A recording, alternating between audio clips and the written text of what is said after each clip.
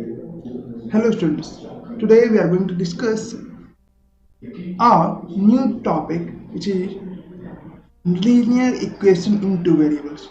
In this chapter, we will discuss the how to solve linear equation in two variables. Basically, in this lecture, we will focus on the graph of linear equation. This is our new initiative by our new family or new channel of V2 Study family. So, without wasting your time, let's start the video. First of all, my name is Avjit Kumar and this is the presentation created by me for you. So let's start the video. First of all, we have to learn the linear equation in two variables. Linear equation in two variables. What is linear equation in two variables? कहा जाए तो यहाँ पे हमें पढ़ना है linear equation in two variables के बारे में. Linear equation in two variables के बारे में, और यहाँ पे हम लोग देखेंगे कि linear equation in two variables होता क्या है. सबसे पहले बात करें लीनियर इक्वेशन की तो नाम ही निकल के आता है. ऊपर हम देखिएगा यहाँ पे देखने को मिल रहा है क्या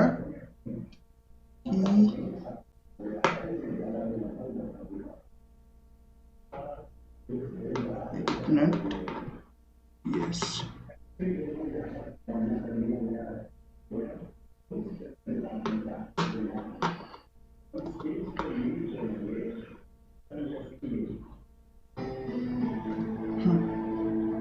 ऊपर जैसे आप देख पा रहे हैं यहाँ पे ऊपर की तरफ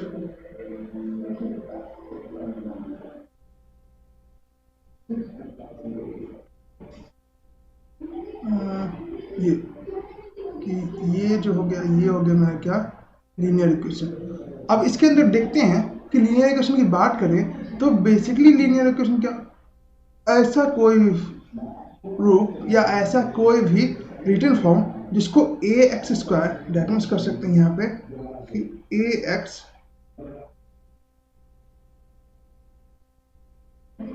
plus B Y plus C के रूप इक्वल टू 0 के रूप में अगर लिखा जाए तो उससे कहते हैं हम लोग क्या लीनियर इक्वेशन.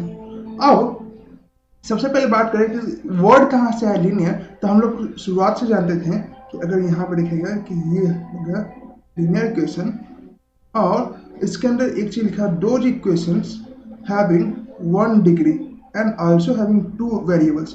दैट मीन्स कह सकते हैं कि कोई भी ऐसा इक्वेशन जिसमें मात्र 1 डिग्री, और डिग्री क्या है इससे पहले वाले चैप्टर पॉलिनोमियल्स में पढ़ चुके हैं कि highest power of an polynomial is known as degree. That means इसमें कभी भी आपको power 2 that means quadratic equation के रूप में देखने को नहीं मिलेगा.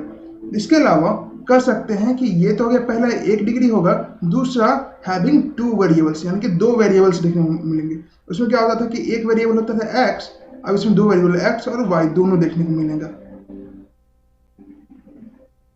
इन सब के अलावा बात करें फॉर एग्जांपल, इसका एग्जांपल क्या क्या हो सकता है. मान लो 3xy plus 2 3x minus 4y plus 2 equal to 0. तो ये हो गया मेरा एक एग्जांपल. दूसरा हो गया 8x plus 4y equal to 12.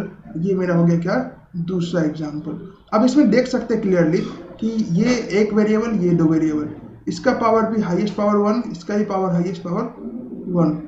That means देख यहाँ पे ये देखने को मिला कि कहीं पे भी पावर 2 नहीं है, यानी कि इसका डिग्री क्या है 1 है डिग्री. और इसका भी देख रहे हैं कि इसमें ही पावर 1 और इसमें ही पावर 1, इसका भी हाईएस्ट पावर कितना हो गया 1 हो गया. तो कह सकते हैं कि ऐसे पॉलिनोमियल्स को हम लोग क्या कहेंगे लीनियर इक्वेशन इन 2 वेरिएबल्स, क्योंकि 2 वेरिएबल्स है. दूसरा लीनियर इक्वेशन क्योंकि सिंगल डिग्री है. अब सॉल्यूशन ऑफ लीनियर इक्वेशन की बात करें तो यहाँ पे सॉल्यूशन ऑफ लीनियर इक्वेशन क्या आता है. We say that x equal to alpha and y equal to beta. x का वैल्यू अल्फा होगा और y का वैल्यू बीटा होगा. फॉर द सॉल्यूशन ऑफ किसके सॉल्यूशन के लिए थे A X plus B Y plus C, यानी कि ये इसका फॉर्मेशन हो गया किसी भी लीनियर इक्वेशन का. हम लोग पढ़ चुके हैं इस चीज के बारे में कि linear equation A X plus B Y plus C, अगर क्वाड्रेटिक इक्वेशन तो A X square plus B X plus C, और जब ये क्यूबिक पॉलिनोमियल होता है क्या तो A X square plus so X cube plus B X square plus C X plus D के रूप में निकल के आता है। इस तरह से फॉर्मेशन होता है। अब क्या कहा गया कि एक्स के जगह पे अल्फा है, यहाँ पे देख सकते हैं एक्स के जगह पे अल्फा है और वाई के जगह पे यहाँ पे बीटा दिए हुए हैं। तो हम लोग यहाँ पे वही पुट किए A alpha plus B beta plus C equal to 0। यानी कि सिंपल सी बात रखो कि जब भी ये सॉल्यूशन होगा तो LHS इक्वल टू RHS आना चाहिए और यही लीनियर इक्वेशन का सॉल्यूशन होता है। यानी कि जो भी LHS में वैल्यू है वो RHS के बराबर आना चाहिए। आगे बात करते हैं। सबसे पहले एक एग्जांपल ले लिए। So x equal to 3 y equal to 2 in a solution of 5x minus 3y equal to 9। यानी कि एक इक्वेशन ले लिए कि यहाँ पे मान लेते हैं जैसे x इक्वल टू अल्फा था तो x इक्वल टू 3 हो गया, y इक्वल टू बीटा था तो y इक्वल टू 2 हो गया। अब इस इक्वेशन में पुट करना सेम करना ना, a alpha plus b beta plus c, that means alpha की जगह पे 3 था, अब 3 डालेंगे यहाँ पे, जैसे देख सकते हैं 5 इंटू 3 और 3 इंटू 2 इक्वल टू 9 होना चाहिए। देखते हैं 5 इंटू 3 15, 3 इंटू 2 6, तो 15 माइनस 6 इक्वल टू 9 निकल गया। यानी कि LHS इक्वल टू RHS। ये हो गया मेरा इसका बेसिक। आखिरकार लीनियर इक्वेशन होता क्या है और इसमें बेसिकली क्या देखने को मिलेगा। अब नेक्स्ट स्लाइड की तरफ चलते हैं। अगला हो गया consistent and inconsistent system of linear equation. भाई अब देखते हैं ये क्या है, कंसिस्टेंट क्या है और इनकंसिस्टेंट क्या है। कंसिस्टेंट एक खिलाड़ी होता है, जैसे क्रिकेट वगैरह देखते हैं तो बोलता है यार काफी कंसिस्टेंट खिलाड़ी है।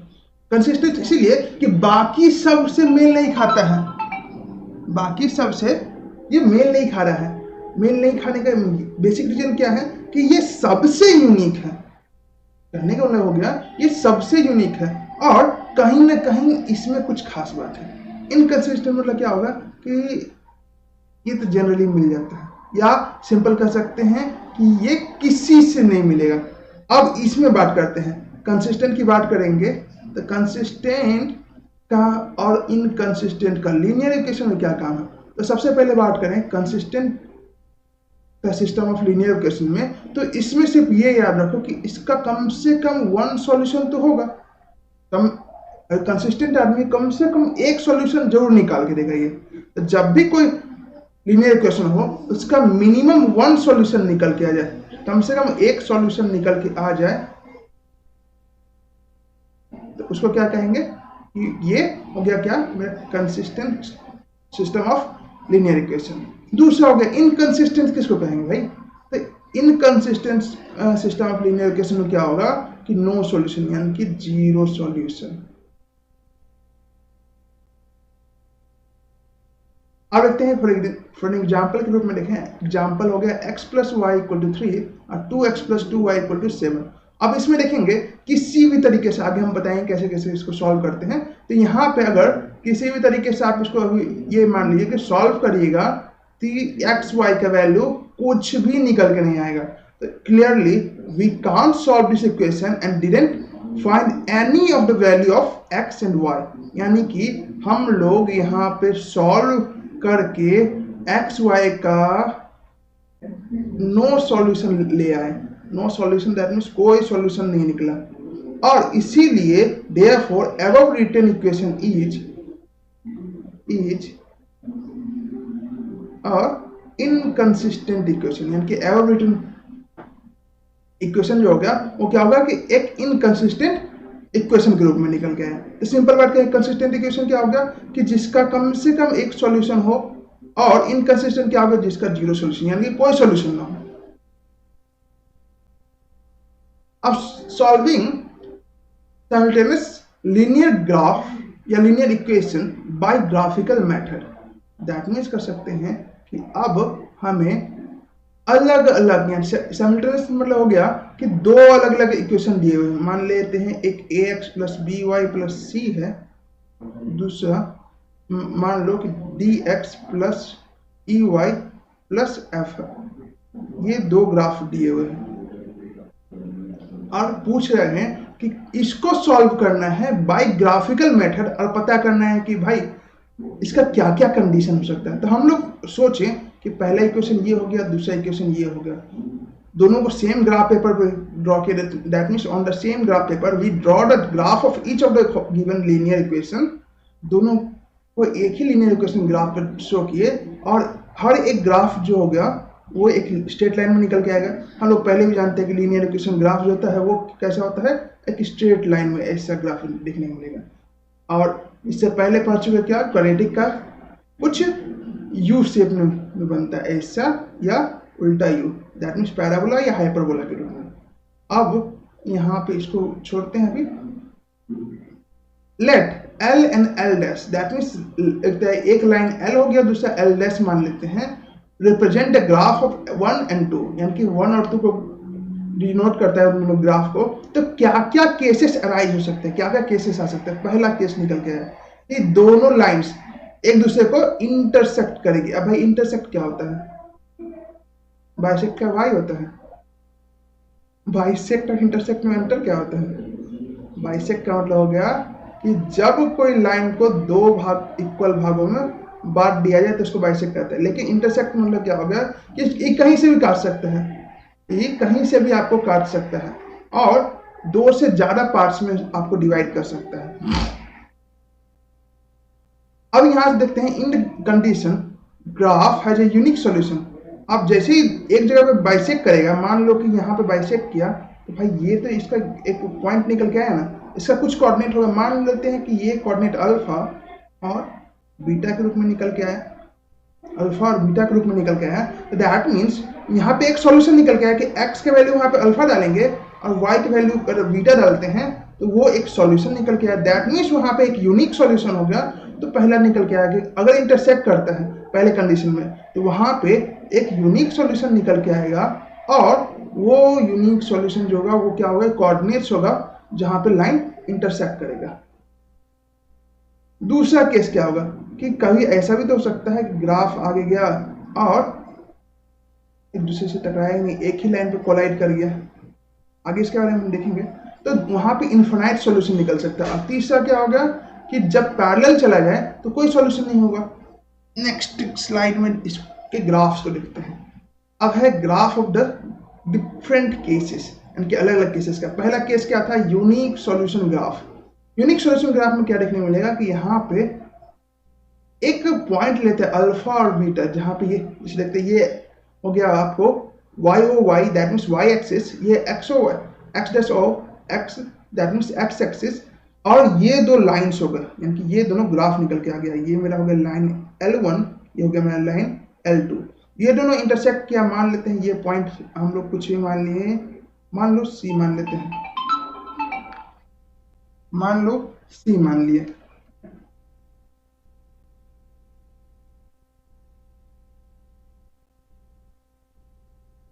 नहीं, अब देखते हैं यहाँ पे कि P alpha into beta P connect किया, दैट मीन्स इंटरसेक्ट किया, और ये पॉइंट जो हो गया वो हम पहले ही बता चुके हैं कि क्या होगा, unique solution of the equation निकल गया। यानी कि x का वैल्यू यहाँ पे मानेंगे क्या, अल्फा, और y के वैल्यू क्या होगा, वो बीटा निकल के आएगा। दूसरा इन्फिनाइट मैनी सॉल्यूशंस, यानी कि अब कई सॉल्यूशन हो सकते हैं। तो क्या हुआ कि सेम वही x डैश ओ x और y dash O y, that means ये, और यहाँ पे हो गया मैं जो है o। अब क्या हुआ कि L1 और L2 दोनों एक ही लाइन पे कोइंसाइड कर रहा है, दैट मीन्स एक ही लाइन पे एग्जिस्ट कर रहा है। तो मान लो कि L1 यहाँ पे हो गया, L2 यहाँ पे हो गया, तो ये कहीं पे भी पॉइंट ले सकते हैं। यहाँ पे पॉइंट हो सकता है, यहाँ हो सकता है, यहाँ हो सकता है, इस पर ना जाने कितना पॉइंट ले सकते हैं। जो भी इसका सॉल्यूशन, हर एक सॉल्यूशन एक समान आएगा। दैट मीन्स यहाँ पे इनफिनाइट सॉल्यूशन निकल के आ सकता है,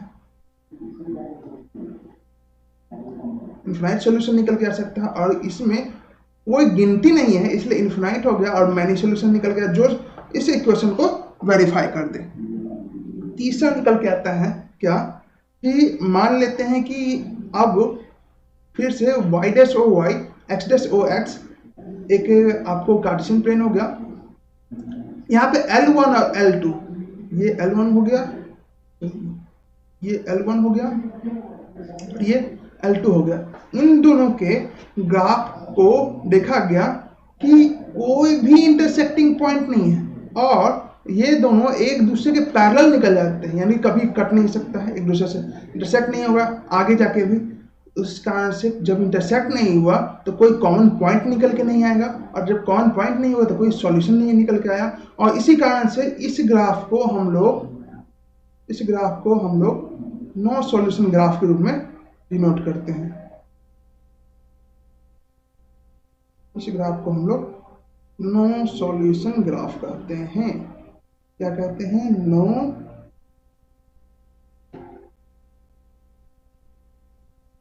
सॉल्यूशन ग्राफ। अब इसी से रिलेटेड एक क्वेश्चन है कि भाई represent the following equation of linear equation graphically from the graph के थ्रू बताना है कि लीनियर इक्वेशन जो दिया गया है कि आखिरकार ये लाइन वाई एक्सिस पे कहाँ पे इंटरसेक्ट करेगी। इतना तो मालूम होगा कि वाई एक्सिस पे इंटरसेक्ट करने के लिए क्या होना चाहिए कि एक्स का वैल्यू 0 होना चाहिए। तो सबसे पहले क्या करना है, इसका पॉइंट निकाल लेना। हम लोग जानते हैं y equal to M X plus C होता है, y equal to M X plus C होता है। तो उसके हिसाब से y यहाँ पे क्या हो जाएगा, y equal to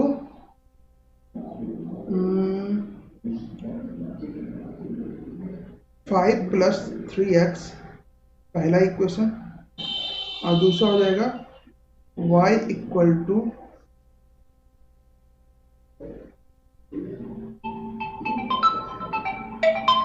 2x minus 5,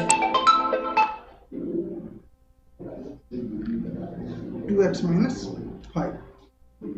अब इसी के रूप में इसको नोट करेंगे। और जहां पे भी ग्राफ पहला तो हो गया कि x से वहां पे पॉइंट निकल के आ जाएगा, हमको मालूम है कि इसका पॉइंट कहां पे होगा। तो मान लेते हैं कि x का वैल्यू 0 पुट करके देखते हैं पहला इक्वेशन में। अगर x का वैल्यू 0 पुट करेंगे तो क्या होगा, सपोज करो यहाँ पे ये 0 पुट करेंगे तो y का वैल्यू क्या आएगा, पहला तो y का वैल्यू हो गया 5 जब x का वैल्यू है 0। दूसरा इक्वेशन में x का वैल्यू जब 0 पुट करेंगे तो y का वैल्यू निकल के आएगा -5। तो ये दोनों कोऑर्डिनेट्स हो गए 0 और 5, और 0 और -5। लेकिन इसको ग्राफिकली डिनोट करता है। ग्राफ बनाना जब पॉइंट वाइज वहां पे करेगा तो अपने आप निकल के आएगा। ये 2 पॉइंट्स जो होंगे वो मेरे वैसे पॉइंट्स होंगे जहां पे y एक्सिस जो है वो 0 पे डिनोट कर रहा होगा। सो आज का क्लास फिलहाल इसी पे खत्म करते हैं। नेक्स्ट क्लास में हम लोग पढ़ेंगे कि आखिरकार लीनियर इक्वेशन को किन किन तरीकों से सॉल्व किया जाता है। जैसे हम लोग देखेंगे क्या कि सब्स्टिट्यूशन मेथड देखेंगे, फिर एलिमिनेशन मेथड देखेंगे, फिर क्रॉस मल्टीप्लिकेशन देखेंगे, और एक्सेट्रा, और उसको कैसे यूज करते हैं उन सब के बारे में पढ़ेंगे। So be tune in our channel for the next video. और जाते जाते लाइक शेयर एंड सब्सक्राइब कर देना चैनल को, ताकि इससे जुड़ी इंटरेस्टिंग वीडियो आपको मिलते रहे। Thank you.